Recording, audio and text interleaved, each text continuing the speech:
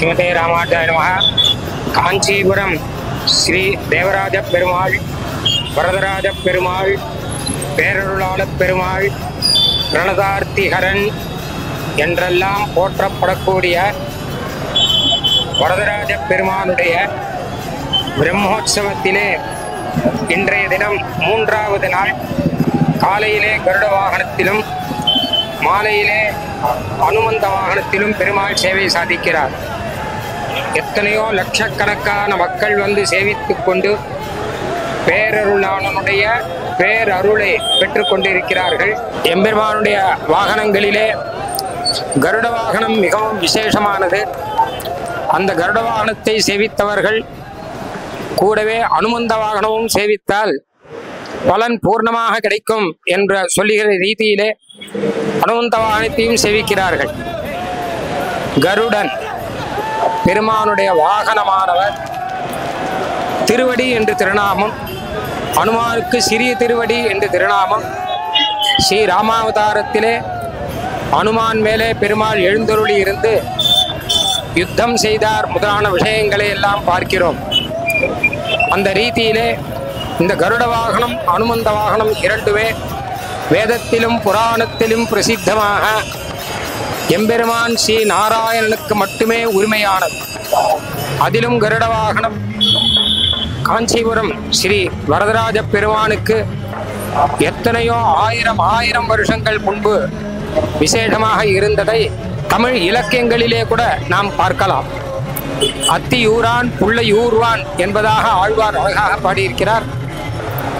இந்த கருட வாகனம் எத்தனையோ 1000 வருடம் முன்பு பக்த ஜனங்களிடையே மிகவும் பிரசித்தமாக இருந்தது.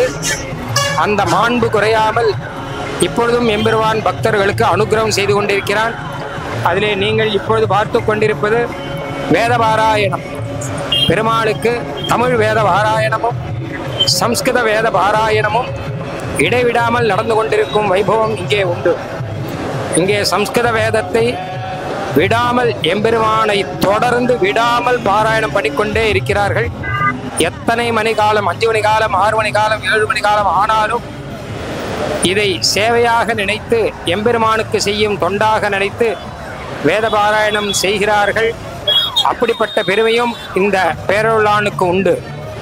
இந்த தமிழ் வேதத்தாலும் திராவிட வேதம் என்று சொல்லப்படக்கூடிய தமிழ் வேதத்தாலும் சம்ஸ்கிருத வேதத்தாலும் பெருமை பெற்ற பெருமான் பேரருளானன் கருட வாகனத்திலும் அனுமந்த வாகனத்திலும் பக்தர்களுக்கு பேரருள் புரிகிறார் என்று நாம் பார்க்கிறோம்.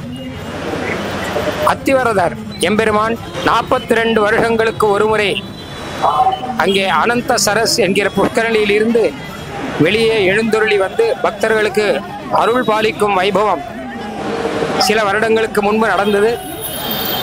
அந்த அத்திவரத பெருமாளுடைய தொடர்புடைய உற்சவர் இப்பொழுது எழுந்தருளி இருக்கிறார். பேரருளாளன் என்பதாக திருநாமம். பேர் அருளாளன், அவனுடைய பேர் அருளாளன் மட்டுமல்ல, பேர் என்றால் பெரிய என்ற அர்த்தம். மிகப்பெரிய அருளாளன். இந்த எம்பெருமானுடைய அருள் பெற்றவர்கள், பேச முடியாதவர்கள் அழகாக பேசுவார்கள், பார்வை இழந்தவர்கள் அழகாக பார்ப்பார்கள் என்றெல்லாம் புராணம் சொல்லுகிறது. நமக்காக அனந்த சரஸ் புஷ்கரணிலிருந்து ஆவிர்பாவமான அத்திவர பெருமாள் பிரம்மாவுடைய யாக வேள்வியில் இருந்து அவதாரம் செய்த வரதராஜ பெருமான், அவர்களுடைய உற்சவ மூர்த்தியான பேரருளாள பெருமான் இப்பொழுது பிரம்மோற்சவம் கண்டருளுகிறார். தொடர்ந்து 4, 5 முதலிய தினங்களிலே விசேஷமாக உற்சவம் நடைபெறும். இன்றைய கருட சேவையை சேவித்தவர்கள் பெரும் பாக்கியம் செய்தவர்கள். தொடர்ந்து தேர் முதலான வைபவங்களும் இருக்கின்றன. ஸ்ரீமதே நிகமாந்த மகாதேசிகாய நமஹ. ஸ்ரீ நிகமாந்த மகாதேசிகன் இந்த வைபவங்களை எல்லாம் மிக அழகாக அனுபவித்து பாடியிருக்கிறார். இந்த எம்பெருமானுடைய அவதார வைபவம், இவருடைய உற்சவ வைபவம் எல்லாவற்றையும் தமிழிலும் சம்ஸ்கிருதத்திலும் பாடி உகந்த ஒரே ஆச்சாரியன் ஸ்ரீ வேதாந்த தேசிகர். அவர் மங்களாசாசனம் பண்ணின வைபவத்தால் தானோ இப்பொழுதும் அந்த பாராயணாதி வைபவங்கள் குறையாமல் எம்பெருமானுக்கு நடந்து கொண்டிருக்கின்றன என்று பெரியோர்கள் சொல்லுகிறார்கள். இந்த வைபவத்துக்கு பல்லாண்டு பாடியிருக்கிறார் ஸ்ரீ தேசிகன்.